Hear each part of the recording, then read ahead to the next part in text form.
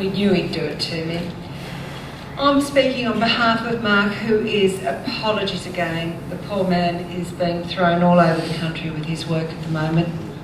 He did make it back last Thursday night for our board meeting, and at the end of the day we were very short on board members, so we ended up just being able to have a discussion, and Sandy kindly came along that night as well to help us.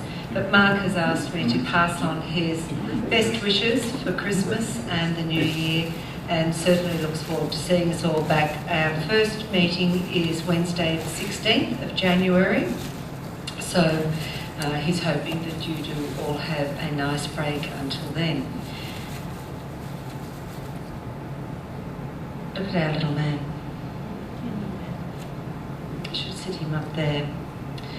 He'd have to be the best dressed boy on the coast. Ray, would you like to come forward? Benji has a very, very special presentation to make to Ray. And Ray, this presentation is for much needed medicines that I know that the clinic is needing. And on behalf of Karen and Benji, that is a pleasure. Thank you very much. Thank you.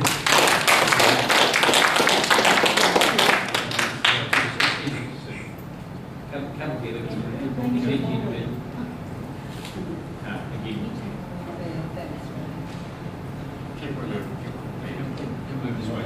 Can Benji say?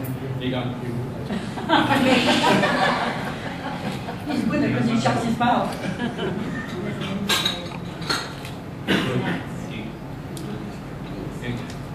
Didn't have to make it that right. No, never. Yeah, that's what I said. I'd like to thank you, Benji, very much. This will be well used for medicines within the club. And I just want to say a few words talking about what Clint's doing with the football club. You need young members, you need new members. Really my advice is you've got to go out there and talk to people. I started out in a little bar in Sanur. Asked if I could run some raffles and stuff like this on the grand final day for the rugby league and the AFL, which turned out to be very successful. I think we raised $700 on the 2 days for the raffle. But it also gained support out of that. In just talking to the people in the next 2 weeks, we got 2 new members for the Bali Rotary Club to man, which was welcome because I'm probably the only guy sitting there most weeks, along with 31 women. And trust me, I can't talk as fast as them, or as long as them, or as often as them. But, you know, one thing it made me realise in going there, now we've got the support of a couple of people, businesses down in Sanur, and by just talking to people, they allowed me to do a PowerPoint presentation to everybody in the bar just before the game started, and they kicked it off of what we were doing.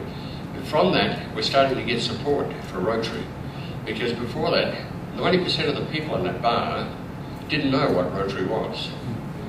Probably 50% of the people in that bar came from Australia who didn't know what Rotary was. And some of them said, yeah, I have heard of it, but never got involved in it. But just by consistently talking, you know, and inspiring to people there, we gained 2 new young members, both in their 30s, one in their 30s, one in their 40s, which are now active members of the club. So I think if you try and promote your program, I think you've got to go where there's young people. I mean, we only need, listening to what Clint had to say, we certainly need more members like him to get in here and capable of doing things, and what you're doing is a wonderful thing. I think it's fantastic, Clint.